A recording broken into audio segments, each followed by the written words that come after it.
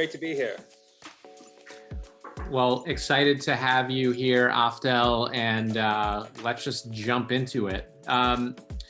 So just as a first question here, I know you published a book back in 2016 called Good is the New Cool, which was a framework for becoming a purpose-driven brand. We're 5 years in roughly from that original publication, and I'm just curious to know what some of the big changes are that you've seen from a consumer and industry point of view. Sure, Scott, thanks for having me. So Good is the New Cool came out in 2016. This was before Pepsi and Kendall Jenner. This was before Nike and Colin Kaepernick, before this idea that brands should really stand for something good and not just for something cool, hence the title of the book, was really a mainstream idea. And what's been fascinating is seeing the speed and kind of acceleration of how it's gone from being something niche to now becoming quite front and center, the expectations. I think it's come about because a lot of consumers are very jaded by the claims brands make, and they kind of see through the facade that brands have used in the past to kind of just position themselves as being, culturally relevant. Then they're looking for proof. One of the principles in the book is brands need to back up the promise with the proof. So I think the biggest shift we've seen is that consumers aren't taking brands at face value when they make a claim about supporting Black Lives Matter or being sustainable. They really do their homework. They really interrogate the brand.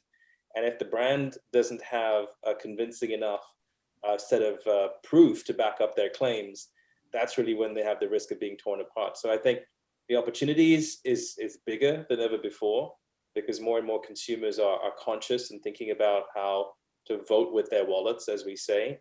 But the downside risk is also big for those brands who don't do it authentically as well. So now you're publishing a new book, which I suppose is maybe the next iteration in that. It's called The Principles of Purpose. How are you sort of approaching the topic differently in the context of this book? Sure. So the follow-up is called Good is the New Cool, The Principles of Purpose. And if book one, Market Like You Give a Damn, was how to create a purpose-driven brand, book two is how to create a purpose-driven company. We saw major announcements like 181 of America's biggest corporations, from Amex to Apple to Amazon, saying in the Business Roundtable purpose of a corporation statement that they wanted to transform their companies into being more ethical and more sustainable. And we realized there wasn't a guidebook for CEOs. There wasn't a path that they could follow to transform their companies into being purpose-driven ones. Much like 10 years ago, they were challenged to transform their companies into being digital companies.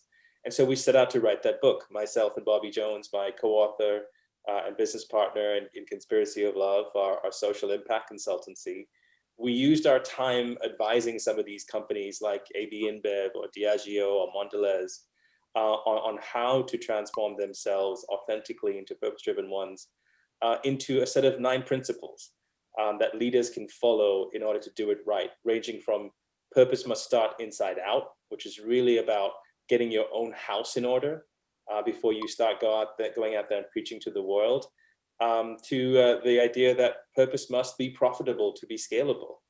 This is business, not philanthropy. So it's important to build a business case for doing good inside a company and measure the ROI of it in really kind of stringent ways as well. So it's really trying to now lay out the groundwork for all of these companies who are grappling with conscious consumers, conscious employees, and how to embrace purpose is really the next big competitive advantage. I really love the sort of ability to kind of tie that into revenue and, seeing that as a, I guess like as a way of growing your business. I think that's like a great way of thinking about it.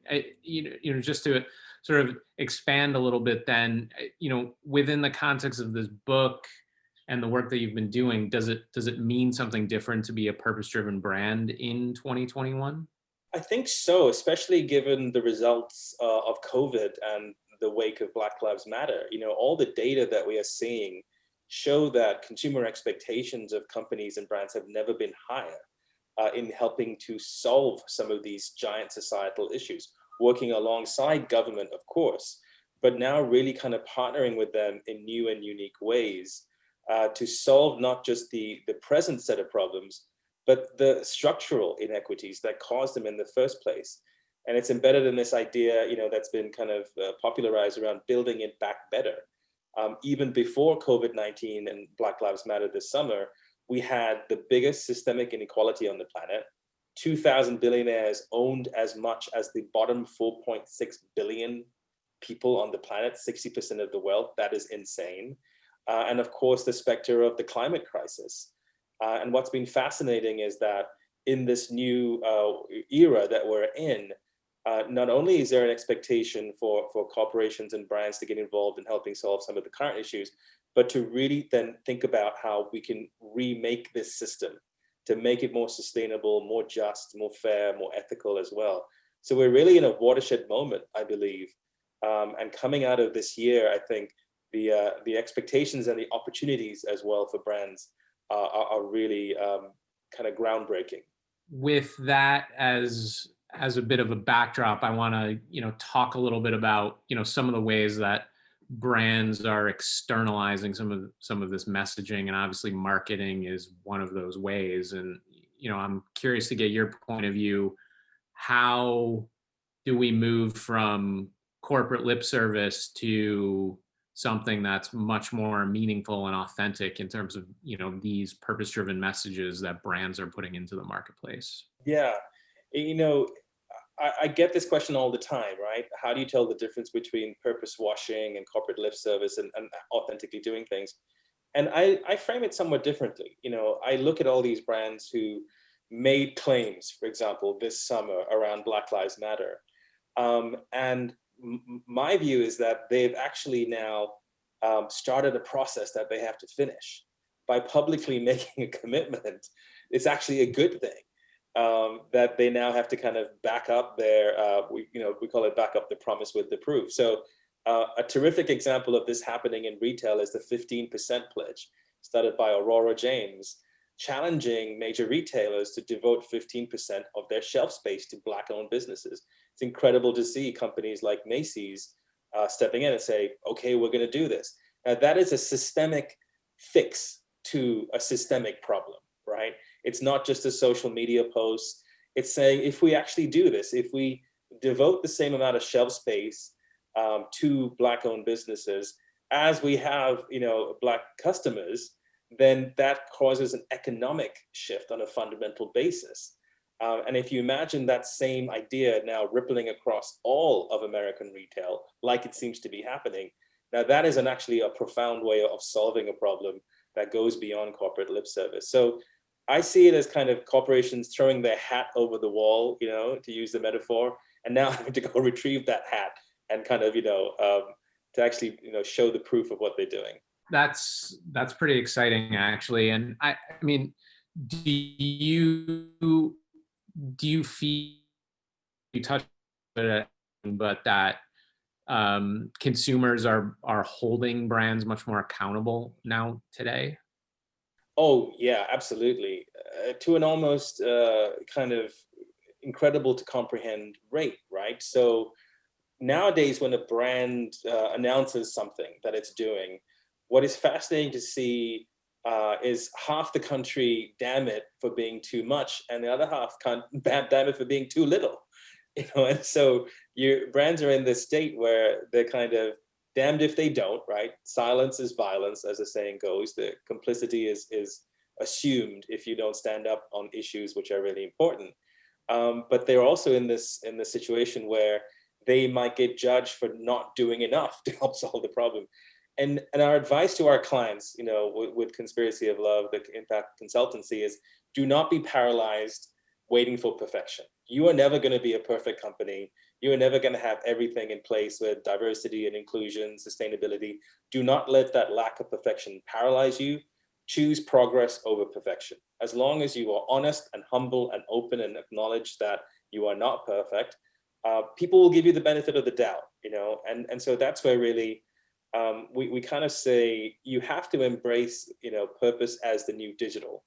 It's a great quote from one of the thinkers in the space, Max Lenderman, and it's a great analogy. Companies had a choice 10 years ago to start embracing becoming digital.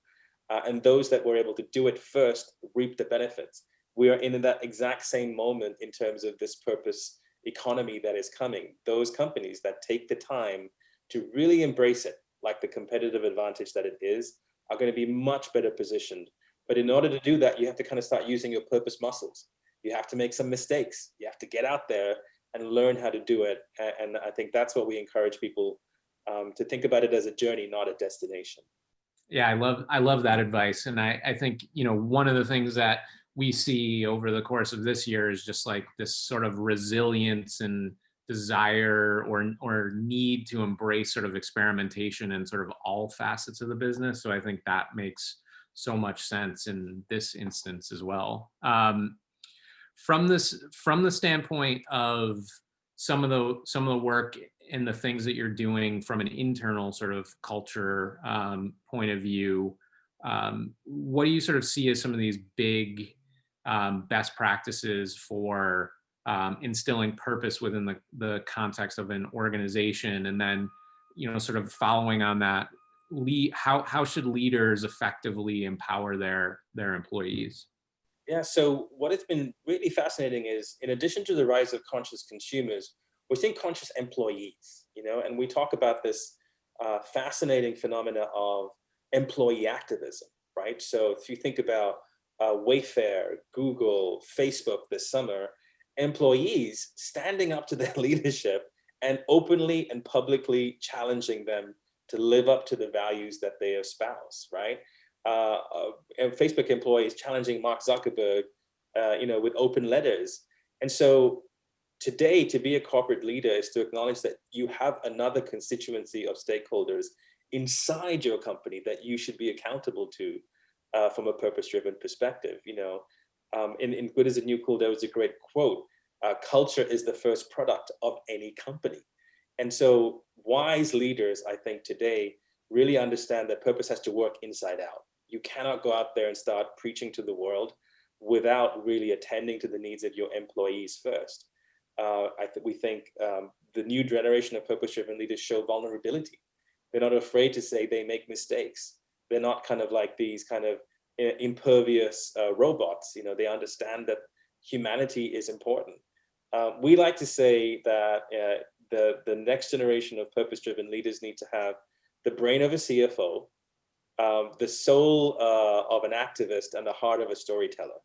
If you have those three things, that's what's really needed today. You need to be able to make the business case, absolutely, but you need to have it come from a place of principle, and you need to then be able to communicate that with passion, whether that's in the form of your products, your retail experiences, your marketing. That's what people are looking for in this day and age. It's interesting because I mean, it's that same level of, across the board, employees, consumers, everyone's more savvy and much more sort of like in tune with what's authentic and what isn't. And it sounds like, from a leadership point of view, that's, that same level of how you should be thinking about what you're putting out into the marketplace resonates with internal as well. So one of the things, getting back to sort of retail as a topic, we're seeing retailers constantly sort of grappling with what defines the role of the physical store moving forward. And I'm curious how you sort of view that sort of physical asset and how companies should be potentially thinking about leveraging their physical real estate to promote change. Yeah, it's fascinating. This year has made me realize how much I miss a great retail experience. I never thought I'd say it, right? But here in LA, I found myself wandering around Italy last Saturday, having a great time shopping for pasta and olive oil. And what's happened is that it's kind of separated the wheat from the chaff. A really great retail experience, like in Italy, for example, you almost put it in the same category as being able to go to the movies or go to a great restaurant. Because it's been robbed from us, I think we're suddenly realizing how powerful a great retail experience should be. At the same time, we're kind of realizing what bits we don't need, right? The more functional elements of retail, like grocery shopping, things like that, I think are increasingly going to be relegated into being something that we do online or have somebody else do it for us. So there's been like a fissure that's being created. I think what's really interesting in the middle of this is to see brands also rethink retail as channels for activism. I'll give you two of my favorite examples. One is a chocolate brand called Tony Chocolonely. It is the Netherlands' #1 chocolate brand. It is all about ending child labor in the cocoa supply chain. If you go to Amsterdam and check out they have two stores. They have a retail store, and they've just opened up a bar and restaurant. These are like Willy Wonka-esque temples of fun and color and experience, which help you understand the problem of child labor in the supply chain. It's a fascinating example of a brand that is using the power of a brand experience in a very unique way to communicate a message. My other favorite example is called Choose Love. This is incredible. You should all check it out. It is a store where you can walk in and buy things for refugees. You can buy them blankets. You can buy them first aid kits. You leave the store with nothing because those exact same objects are then given to refugees. There's a main store in London. I think there's a pop-up in New York. There was a pop-up in LA, but it's closed temporarily. There's also an online store. And I think this is a terrific example of a brand experience, which is stylish, it's super cool, it makes you feel good, it doesn't contribute to consumption, and it actually helps people in need. So there's some really interesting examples of innovation in the retail space around driving social change and social impact. Fantastic. And yeah, I love that last example in particular, because you know that you really get that sort of emotional connection of picking up the thing that will ultimately make it to someone else halfway across the world. So I think that's fantastic. Well, that's our time for today. I really appreciate you sitting down with us. This was fantastic. When is your book already out, or when does it hit the stand, so to speak? Yeah, so it's available for pre-order now. If you go to goodisthenewcool.com, you can sign up for it. It should be out in late January.